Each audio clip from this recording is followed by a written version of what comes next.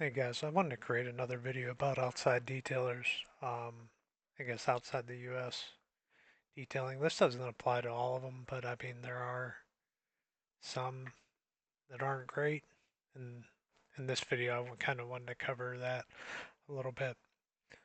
A little while back, I got in a little bit of trouble. Not trouble, but I had a lot of work going on. I was already working 7 days a week and like 12 to 14 hours a day. Sometimes longer. Um, and somebody emailed me uh, asking if I needed help with any projects. And just so happened I had this one project that was sitting around. Wasn't able to get started on it because I was just buried with the other projects that I had.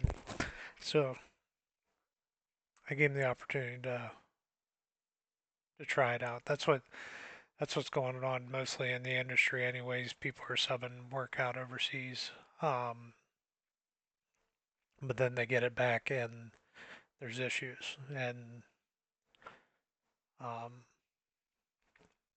yeah, if you know, you know. But here I'm going to show you just some of the issues that I came across uh, with the person I was working with, and I won't be using them again or any outside detailers, um, just for these reasons here.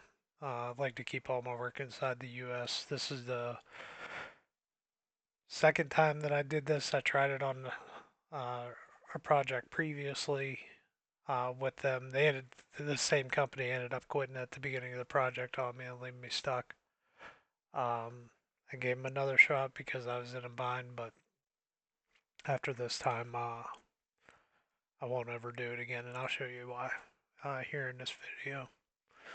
Um, right now, I got two screens here side by side.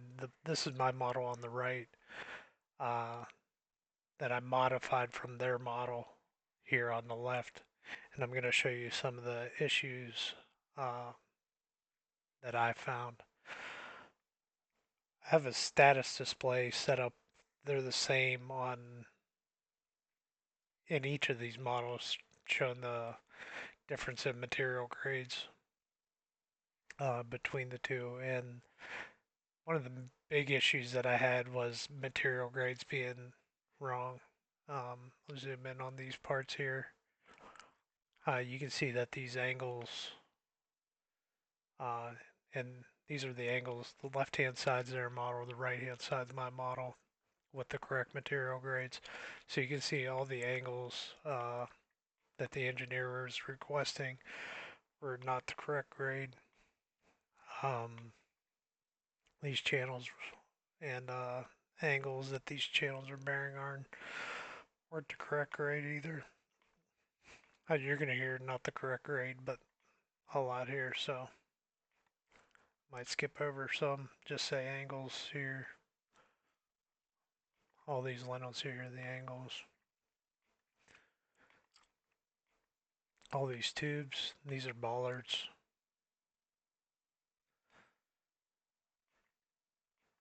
Almost every single bollard on here. Come down here. These lintels. Again, uh, let me shrink down this display here a little bit. Shrink down the text size so you can see a little bit better. There we go.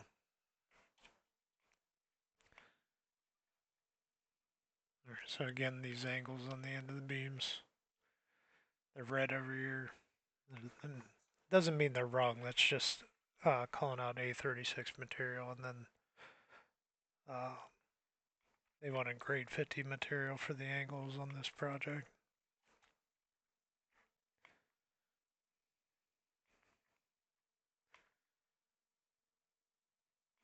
Yeah, that's it. Over here, keep going. Again, the lintel, um, more bollards, all bad material. Like it just repeated. I mean, all the bollards had the wrong, and all the angles had the wrong material grades. So that was just the first main issues that I was seeing there. Um,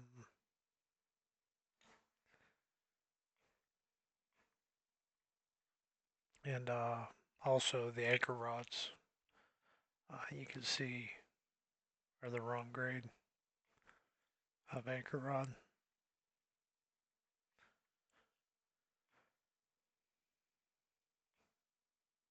So yeah, a lot of bad material grades. Next, I'm gonna get into some other things that I've seen um, on here.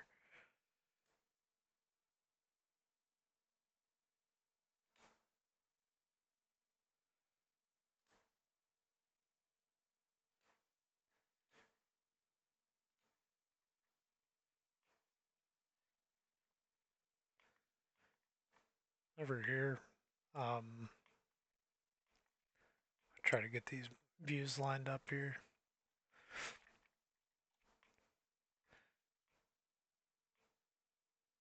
so you can see about the same. So this is an entrance here. Um, they had this wall extended through for some reason. I don't know why. It doesn't make sense. Um, Also, we had some lintels over here. Um, I don't know why they're showing the lintels like that. Um, the wall was the wrong size as well for the lintel. Um, it just wasn't great. So pulled the wall back, um, adjusted the elevation of the lintel to the correct elevation, and changed the wall size. I'm gonna be flipping through my notes here on another page that I had marked up on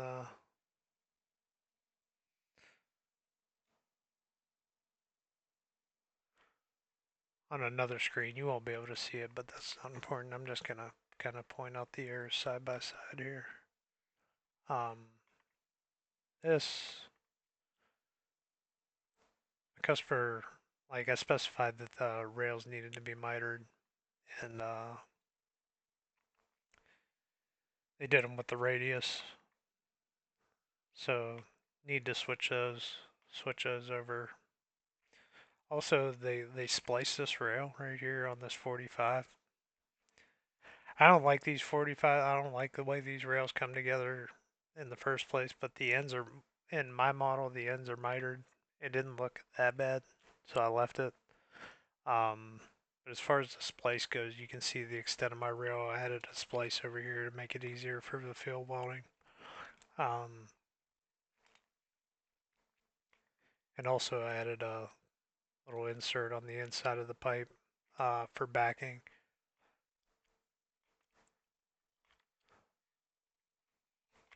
Going over here onto the inside.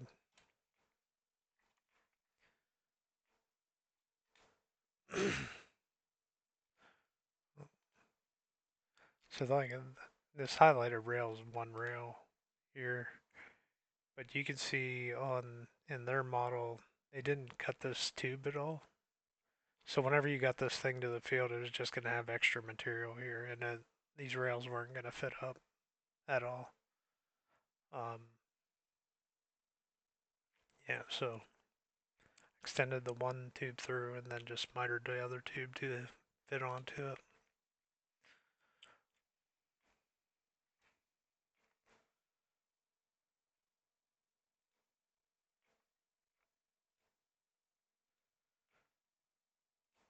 Looking through the notes here on the other screen, trying to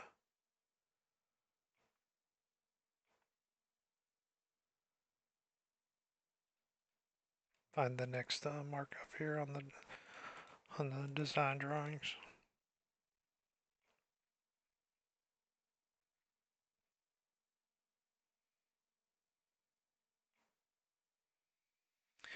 Um,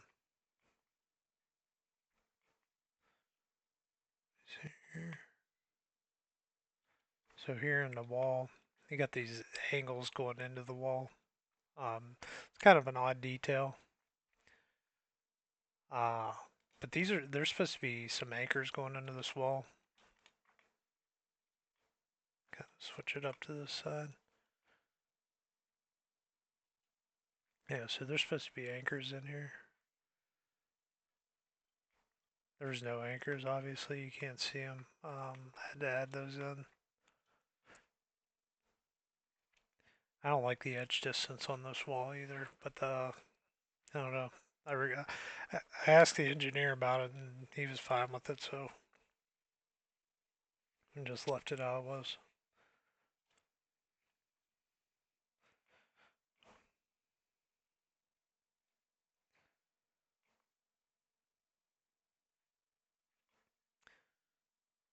Come over here to this next area.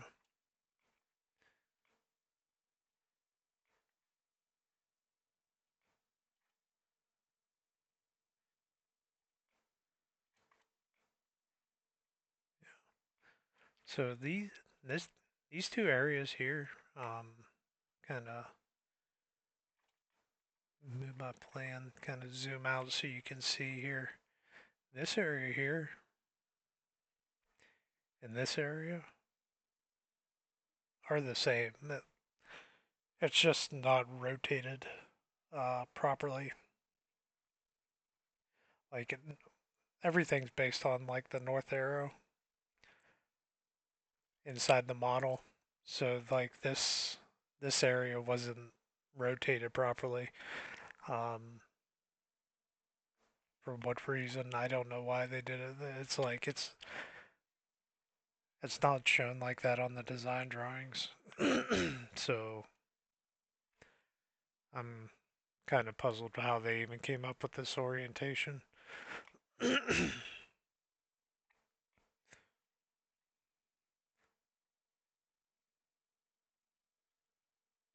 Yeah. Also, there's this cutout in the wall, which, yeah, I don't know why it's there, or yeah, I I don't know. But yeah, that was another issue, just the rotation of that. Um,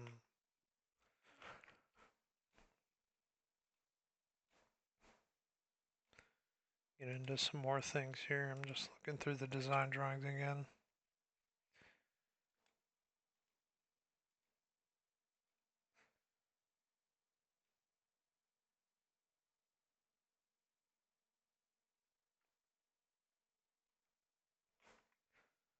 Mostly wrong material grades. But then over here, um, on these pieces, turn these walls off. All these tubes are galvanized,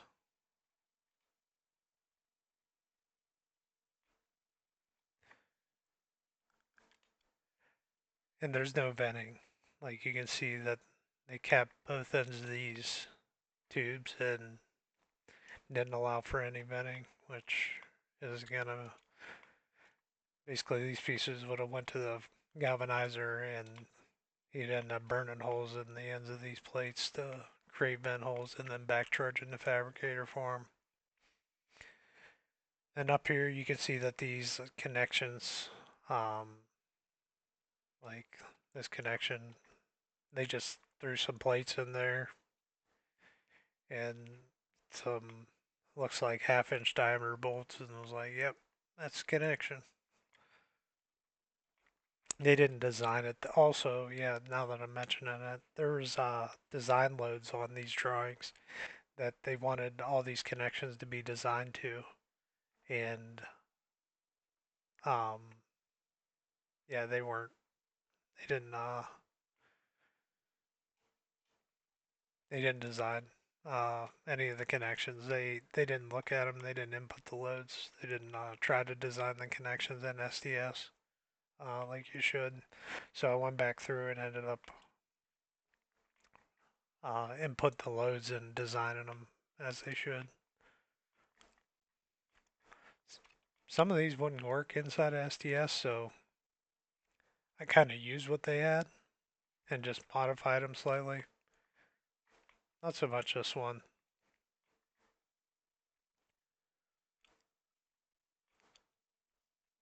I think I did thicken the plates, but it's hard to say. I don't know. It's been a while since I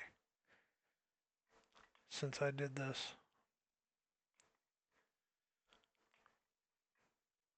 Again, down here, connection was modified. Um, there's no preps here. Well, we did PJP. I did PJP welds on these columns too for this tube that's getting welded on top. Um, and there's no place to put a weld on here. Like these columns weren't prepped, so basically your guys these tubes would have hit the shop floor. And the guys would have had this plate, this, and then probably seen a weld symbol. I don't know what weld symbol they would have threw on there. I wasn't gonna have them detail the drawings for this reason because I thought there would be issues, but ultimately you get this plate and this on there, and then maybe they did throw a bevel weld on there. Well, then the guy's got to bevel all this tube down right there on the spot, and that kind of sucks. I like to show this information early on, like on the details and stuff, so there's an opportunity to catch it and have it done before it actually hits your fitter's floor.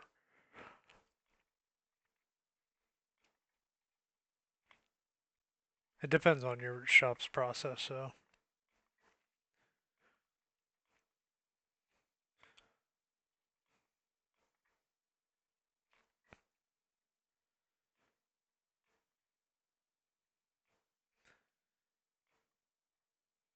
over here again.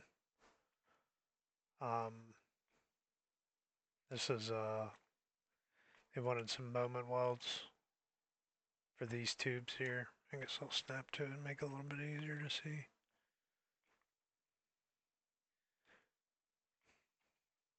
Erase these construction lines real quick. So this is kind of what I ended up knowing. They were a little bit there. We kind of discussed this, but you can see this tube is pulled back so it can get full pen weld to this beam before they were fill welding it.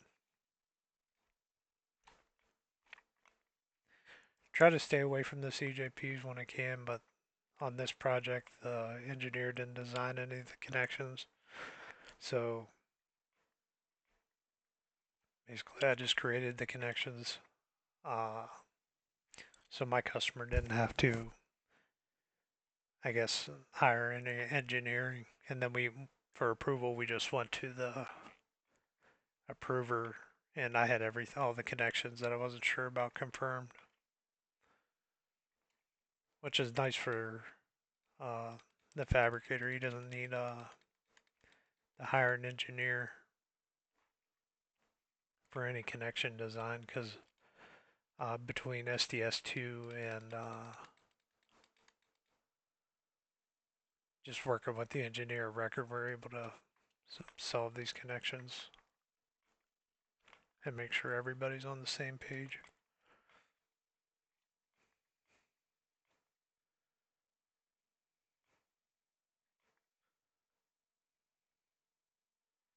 Yeah, so that's about it. That's about what I was seeing on there. So that was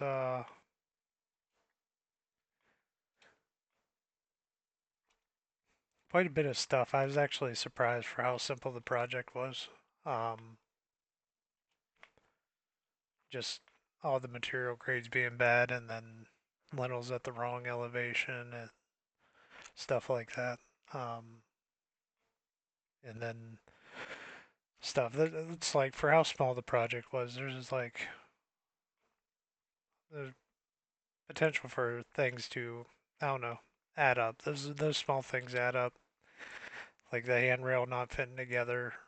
I mean, that's just extra time for the guys in the field, and yeah, it's just not good. That's not the way I like to do stuff. So I like to make sure it's done properly um, for my customers, and that's the goal. Like, I mean, I ended up going over my time on this project because, yeah, it was more than I expected. Like the just this like this little bit of stuff stretched. There was like got a drawing set of like 100 drawings, and you got to go through all of them to basically find what I'm looking for. And there's like 100 drawings altogether. Actually, I have the drawings here.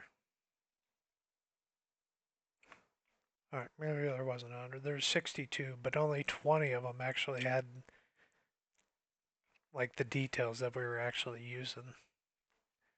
And they weren't like all combined. They were like split up on separate pages within the set. Like this was a set of drawings, this was a set of drawings, this was a set of drawings, this, and then this spread across 60 drawings. So, I mean, it doesn't sound like much to you guys, but it was just a pain locating everything, flipping back and forth, trying to navigate uh, what needed to be done. But we got it done. I fixed everything and sent it out to my customer. I won't be again. I won't be working with overseas detailers anymore because of this. But I just thought I'd share it with you guys to see, like maybe you get a project, you got overseas detailers you're working with. That's just some things to kind of keep an eye on. Um, as far as like the connections not being designed properly and material grades, and then just stuff fitting up. I mean, so yeah, that's all I got for you. Thanks. Thanks for watching.